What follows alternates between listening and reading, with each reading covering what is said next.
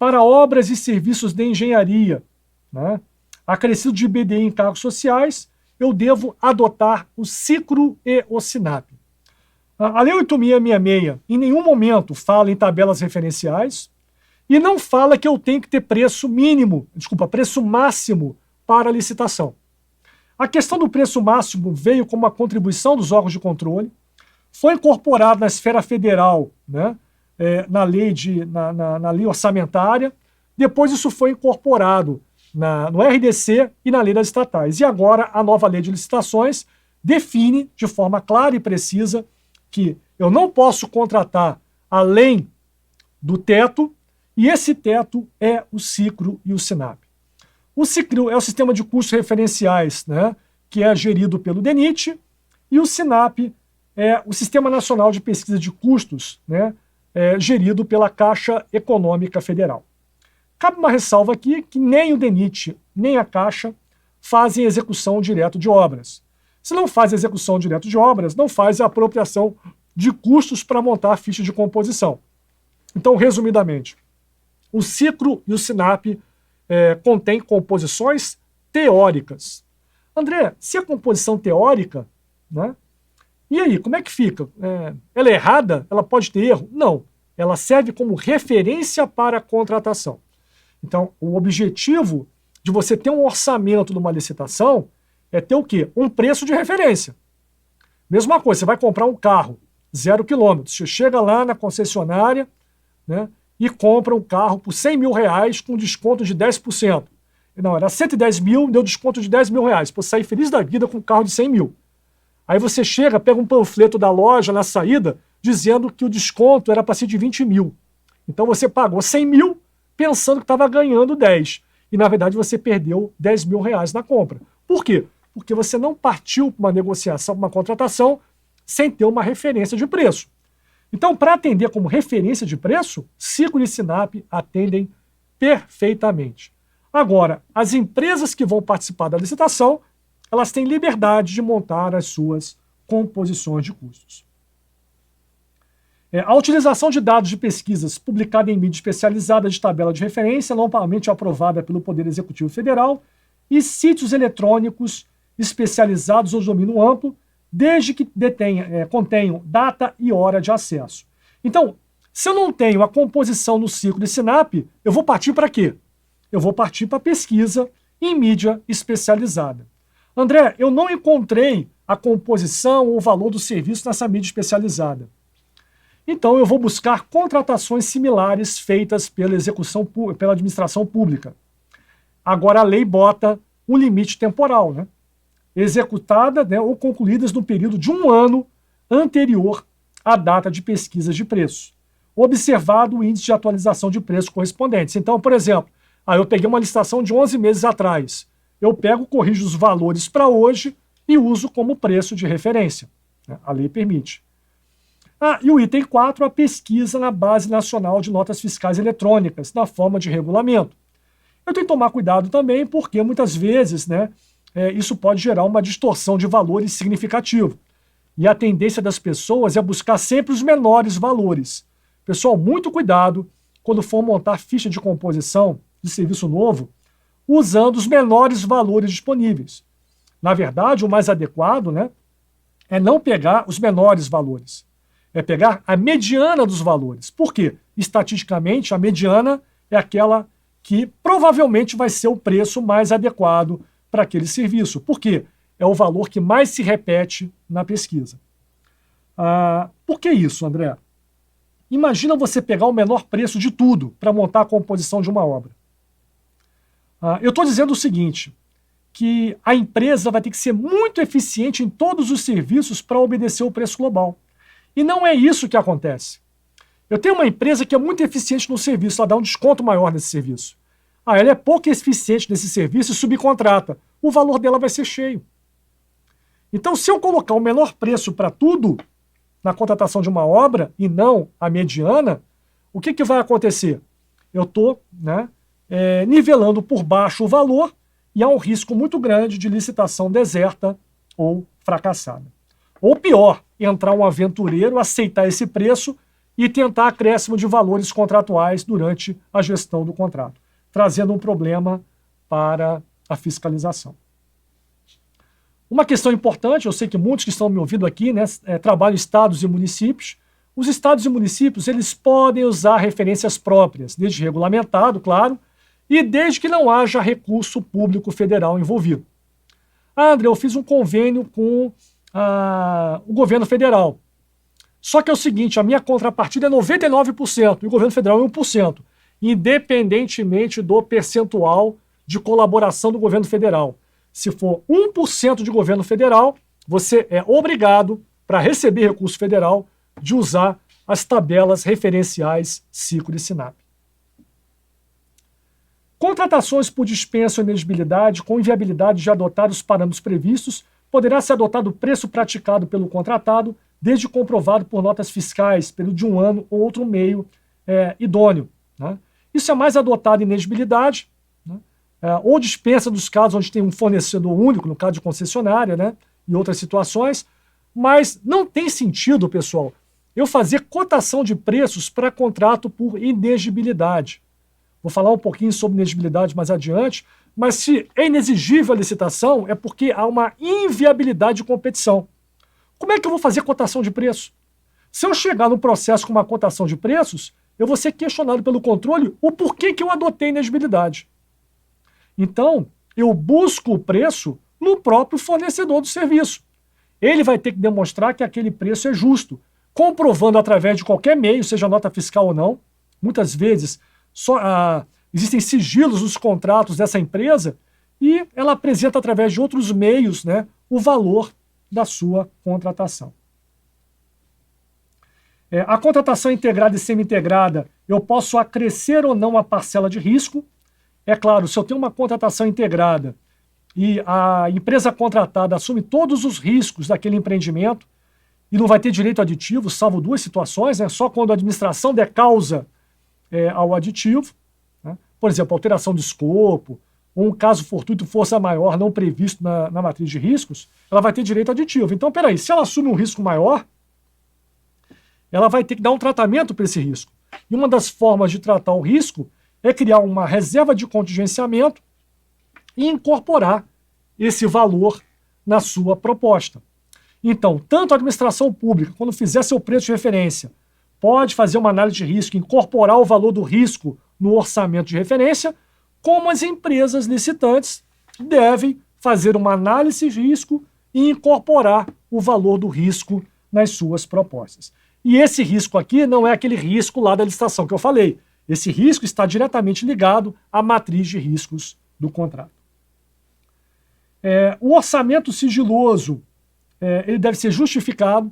Aí está uma grande diferença do RDC e da lei das estatais. Tanto na lei das estatais quanto no RDC, a regra é o orçamento sigiloso. A nova lei de licitações, ela permite o orçamento sigiloso, mas a regra não é sigiloso. É o orçamento aberto, extensivo. Então, se eu for adotar um orçamento sigiloso, eu tenho que justificar no processo.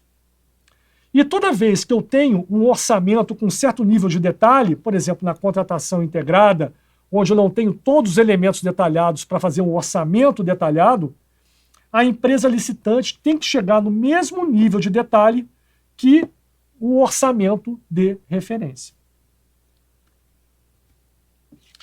Agora, como a gente está falando de orçamento, é importante, mesmo para quem está assistindo aqui a gente, não tenha muito conhecimento de orçamentação de obras, ou até mesmo, né, administradores, gestores, advogados que estão assistindo e, de fato, não têm conhecimento de orçamentação de obras, o processo muitas vezes passa por vocês.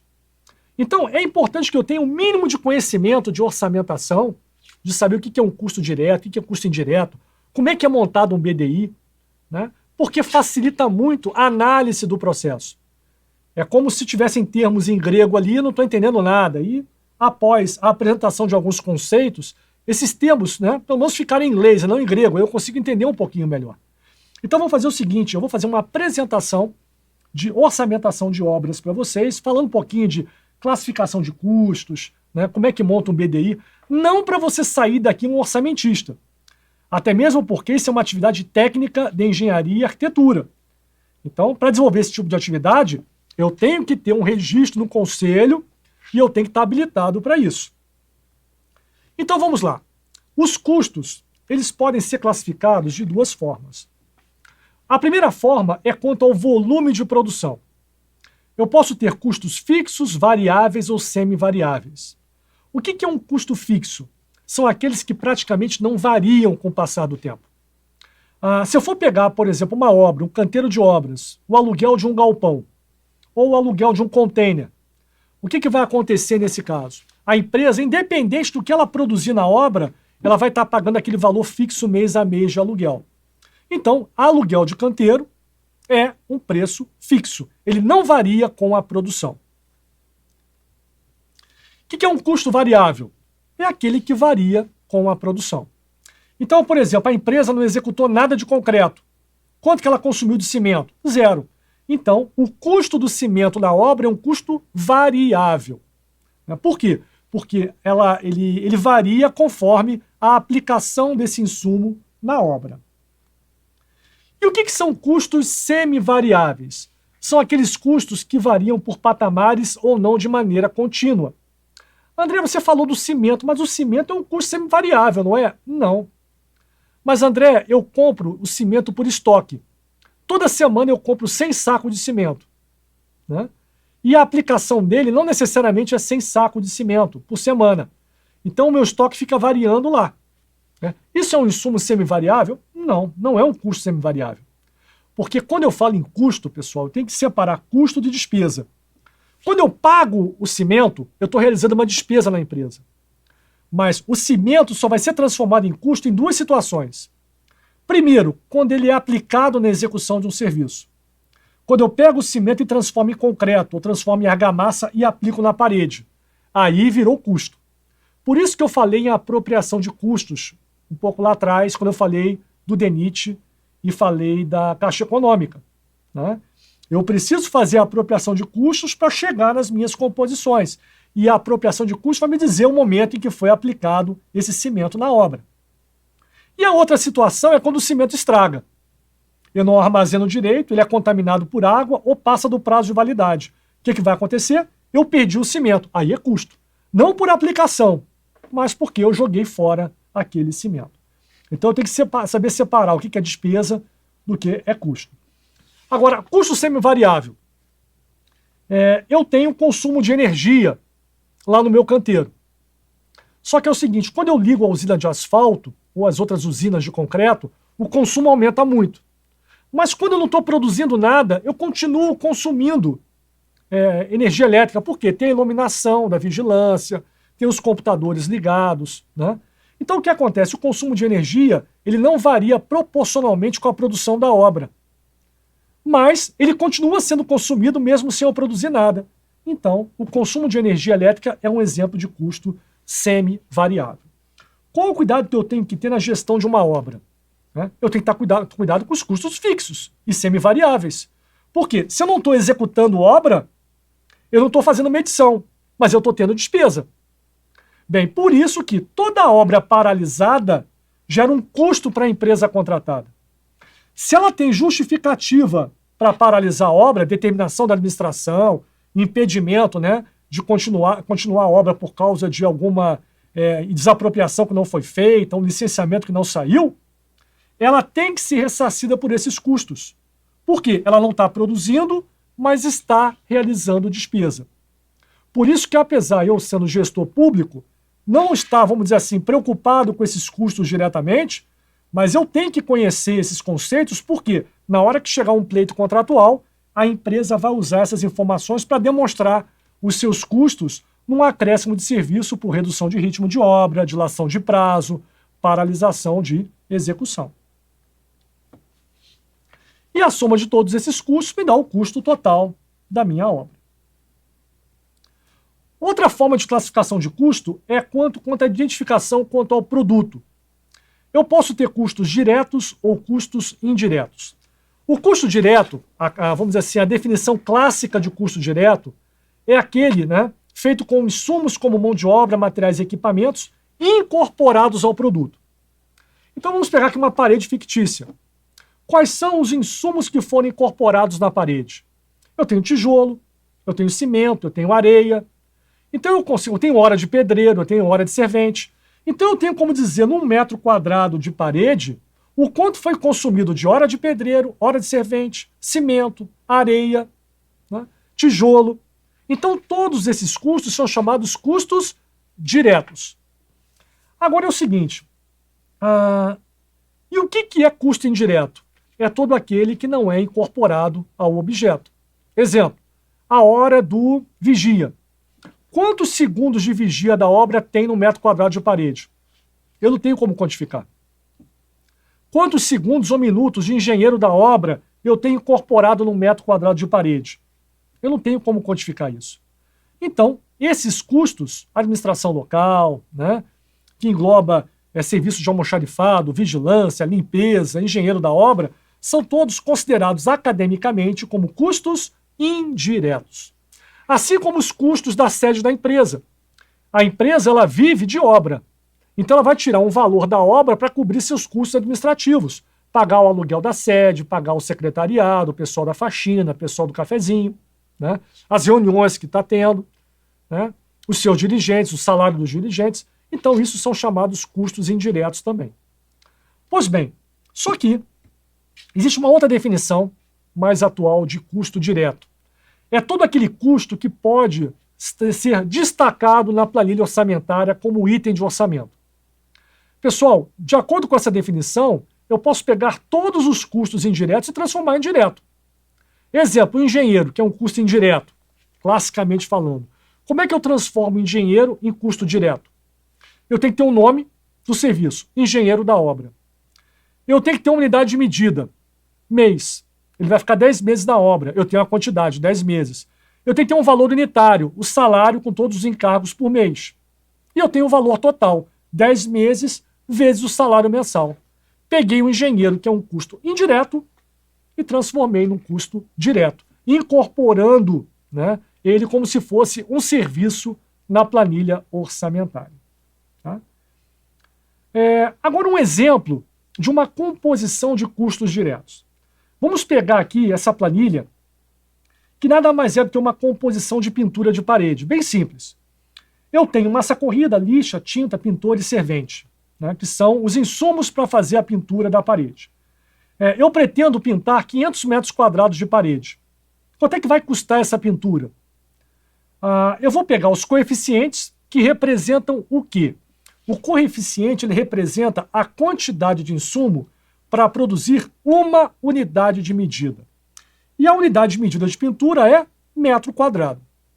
Então, para pintar 1 metro quadrado de parede, eu preciso de 0,8 litros de massa corrida. Eu preciso de uma folha de lixa. Eu preciso de 0,2 litros de tinta látex PVA. Eu preciso de 1,25 horas de pintor e 1 hora de servente. Bem, 1,25 horas de pintor é 1 hora e 15 minutos. Tá? Então, eu tenho os preços unitários de cada insumo desse, multiplico pelo coeficiente e vejo quanto é que custa cada insumo para produzir 1 metro quadrado de pintura. Então, massa corrida 0,8 vezes 3,75, eu vou precisar de R$3 de massa corrida, vou precisar de 50 centavos de lixa, vou precisar de R$3 de tinta látex PVA, R$10,50 de pintor e R$7 de servente. Somando o valor de cada insumo para produzir 1 metro quadrado, eu tenho o meu custo por metro quadrado de pintura, R$24. Como eu vou pintar 500 metros quadrados, R$24 vezes 500 deu R$12.000 o valor da pintura. Então, pessoal, é assim que eu monto uma ficha de composição. Agora vamos lá.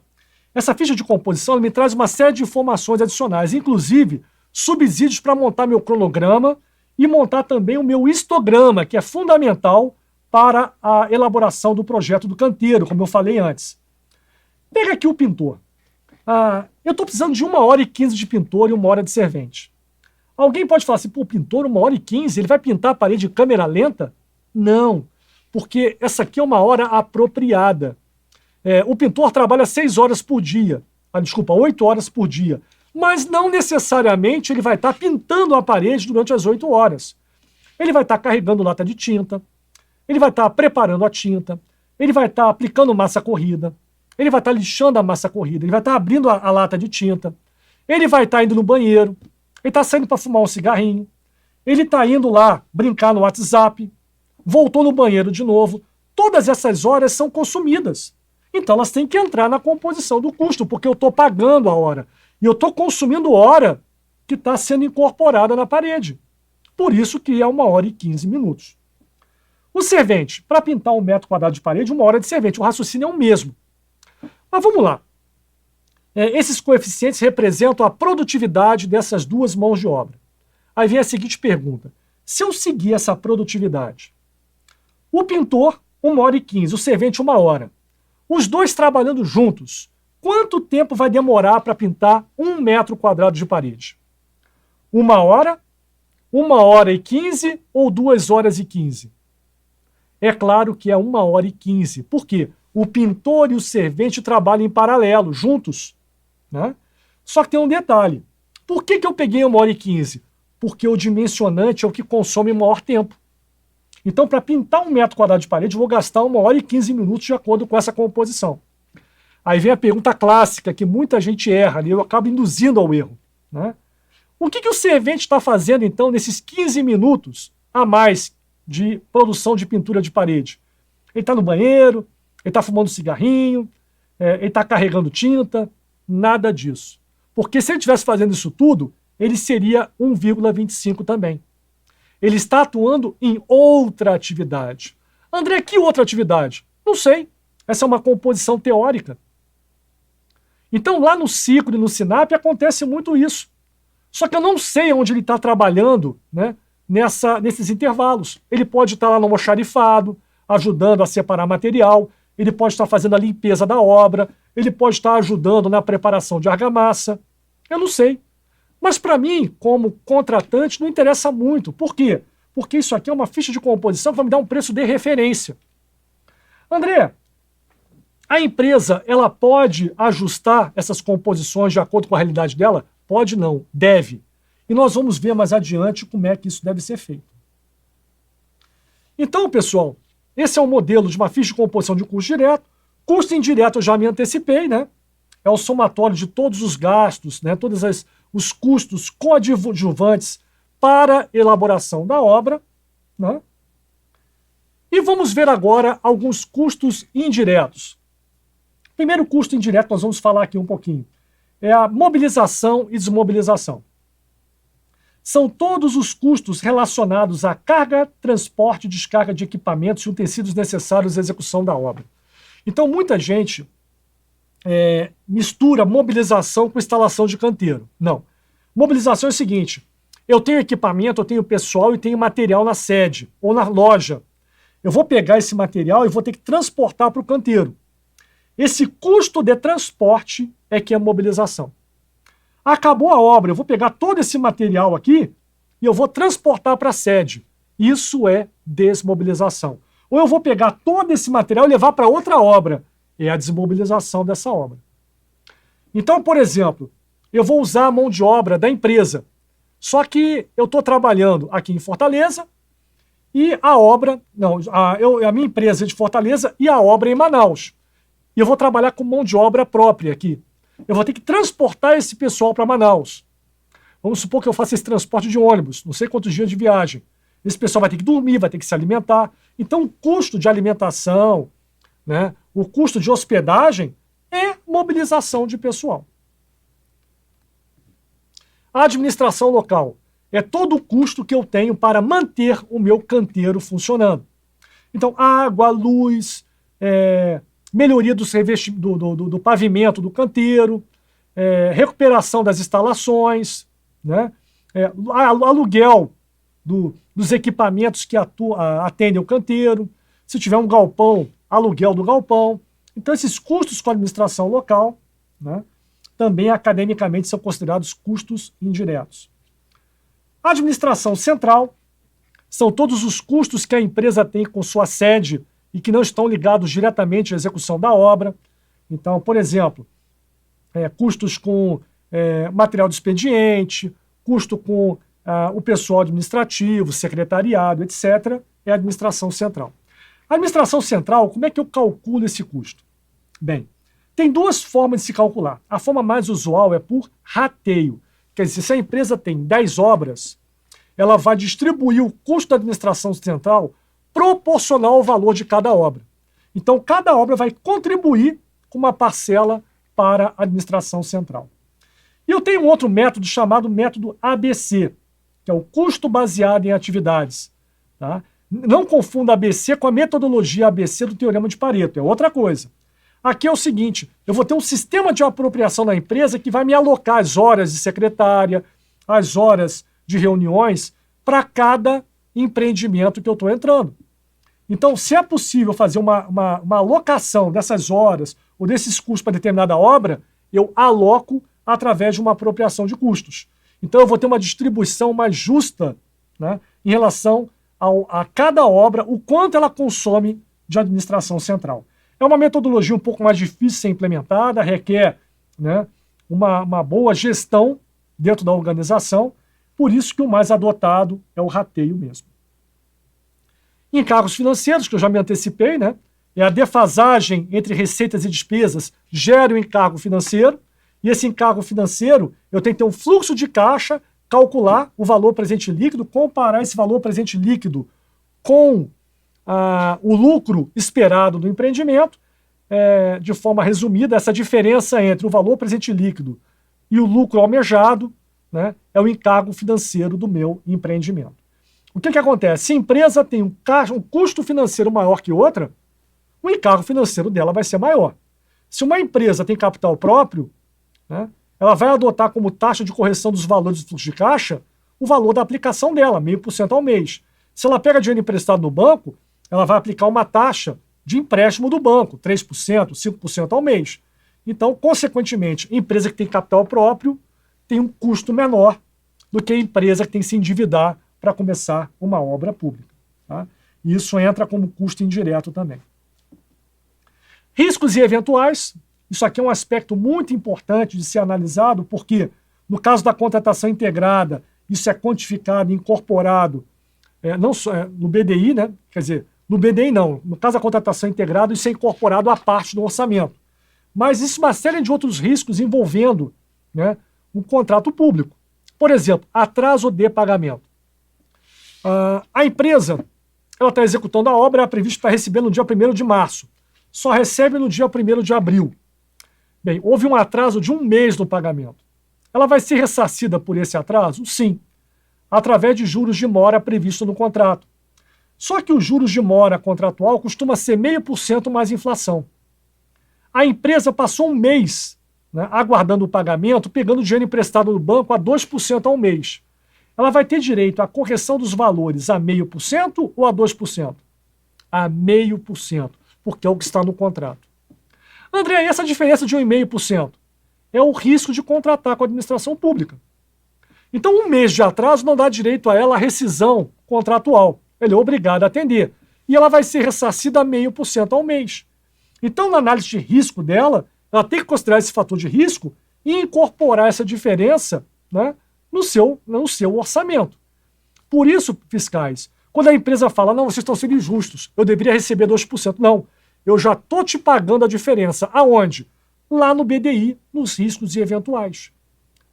Como a lei prevê que você só tem direito à rescisão após 2 meses de atraso, né, a lei 866 eram 3 meses, a nova lei são 2 meses, com menos de 2 meses você tem direito a receber pelo atraso de pagamento baseado na taxa de juros de mora que está no contrato.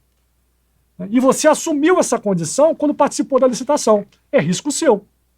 Por isso, pessoal, que um contrato público custa mais para o contratado do que um contrato privado, por causa dessa supremacia de poder.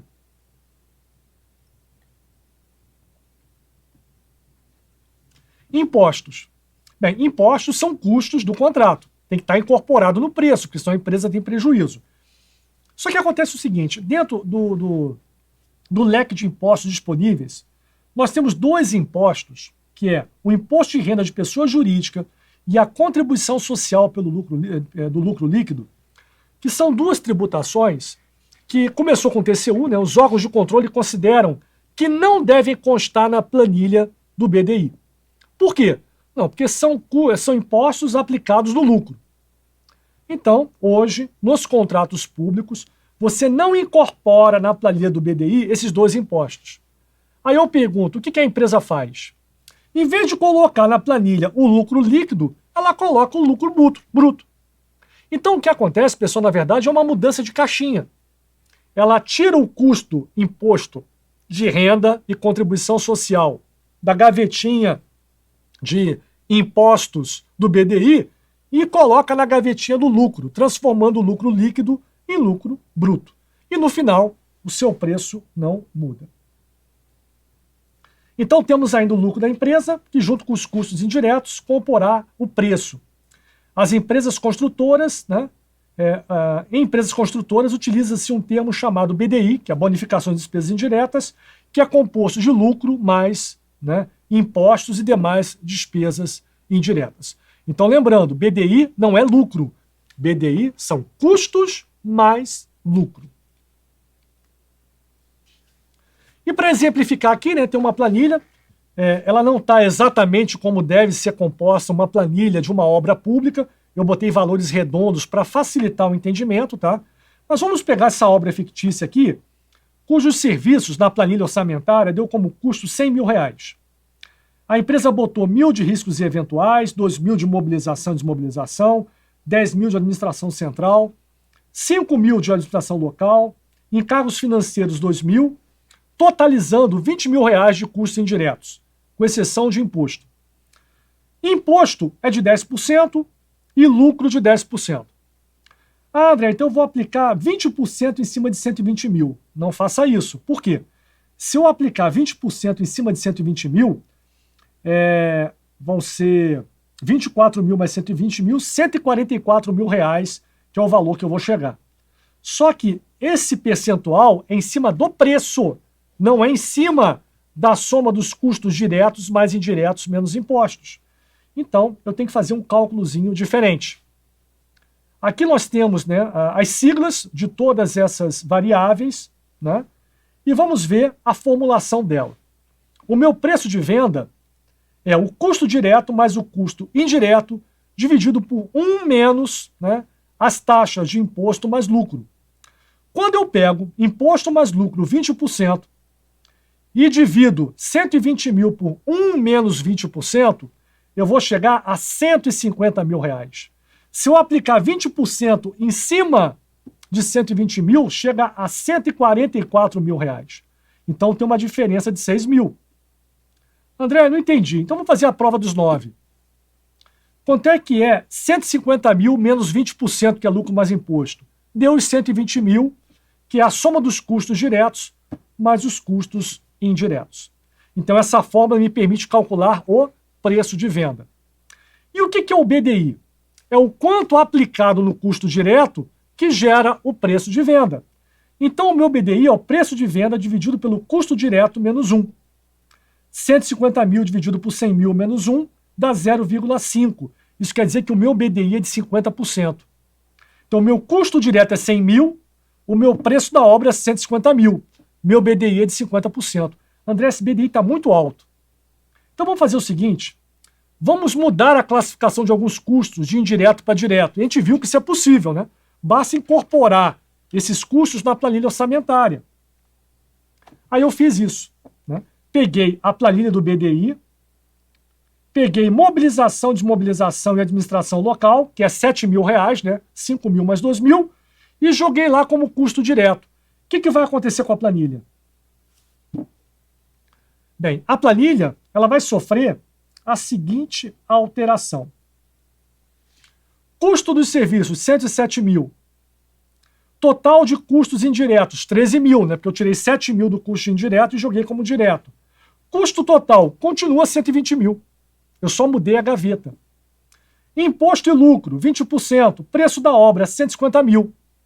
Bem, o custo da obra continua o mesmo, custo total, né? O valor total, o preço da obra, eu digo, né? É custo mais lucro. Agora, olha o BDI. Por que o BDI é 40,19? porque não é mais de 100 mil para 150 mil, é 107 mil para 150 mil. Então o BDI caiu de 50% para 40,19%, só mudando a classificação de um custo indireto para custo direto. André, por que o TCU manda então colocar esses dois itens como custo direto? Bem, se a obra não sofrer nenhuma alteração durante a sua execução, tanto faz. O problema é quando a obra sofre alguma alteração, tipo, eu vou inserir um serviço novo de 10 mil reais nessa obra. Só que ele não consome nada de administração local, administração central, né? Não vai ter acréscimo de encargo financeiro significativo, né? Impacto praticamente zero de custo adicional. Então vamos lá, não vai impactar nem imobilização nem administração local. Quanto que a empresa vai receber? 10 mil. Se o BDI é de 50%, ela vai receber 15 mil. Mas se o BDI é de 40%, ela vai receber 14 mil reais. Então, para aqueles serviços onde o acréscimo dele não impacta em nada esses custos indiretos, não tem sentido aplicar um BDI cheio. Por isso que os órgãos de controle, né, acabaram, vamos dizer assim, determinando, entre aspas, que a orientação passou para determinação, colocar mobilização, desmobilização e administração local como um custo direto e não custo indireto. Então, cabe destacar, né, agora ao final, que a diferença entre custo e preço. Custo é o somatório de todos os custos, de todos os recursos necessários para executar a obra. E o preço, pessoal, o que é? Preço é uma decisão de negócio, uma decisão empresarial. A empresa tem liberdade de botar o preço que ela quiser. Se ela botar o preço acima do preço de referência, ela é desclassificada. Se ela botar o preço até o preço de referência, ela está classificada. E eu vou falar mais adiante, com os estudos de caso, né, com os cuidados que eu tenho que ter na hora de analisar um orçamento numa licitação. Bem, falamos um pouquinho de orçamentação, agora vamos voltar, né, para o edital de licitação. Bem, o edital deve adotar minutas padronizadas. Então a lei reforça muito isso em relação à normatização, padronização. E de fato ajuda muito ao gestor. Se eu tenho uma minuta, né, padronizada para cada tipo de contratação, isso evita o quê? Erros reiterados. É muito comum copiar, colar, você pegar um edital de um serviço de engenharia e aproveitar para a execução de uma obra. Então vai entrar uma série de exigências, uma série de condicionantes que não se aplicam em obra. Isso vai gerar confusão para o fiscal, pode gerar aditivos inadequados, má interpretação, né? Gerar problema na gestão como um todo. Por isso que é importante você adotar minutas padronizadas para cada tipo de contratação. Prever a utilização de mão de obra, materiais, tecnologias e matéria-primas existentes no local, porque isso reduz custo, né? Então a economicidade ela deve ser atendida nas contratações públicas. Todos os elementos do edital devem ser divulgados no sítio do órgão, sem necessidade de identificação para acesso. Quer dizer o seguinte, ele não tem que criar um cadastro com login e senha para acessar essas informações. Elas têm que estar no site do órgão de forma direta, sem um pré-cadastramento, um pré-credenciamento para acessar a informação. E isso está na lei de forma clara, tem que ser atendido.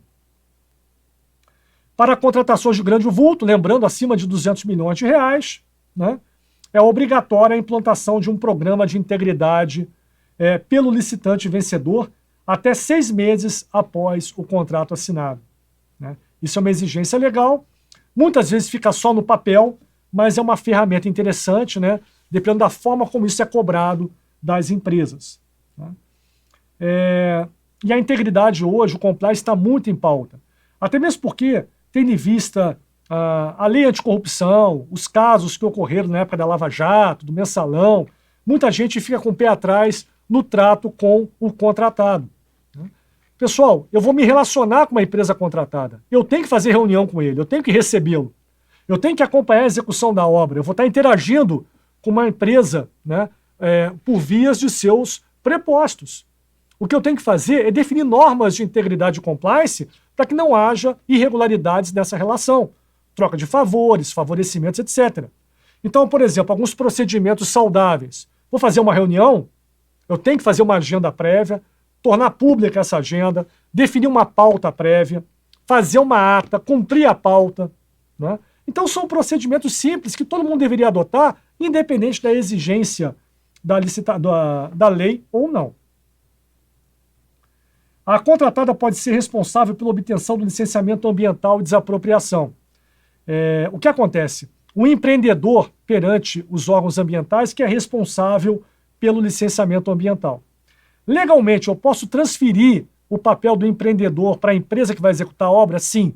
Há uma certa reação dos órgãos de licenciamento ambiental em relação a isso. Por quê?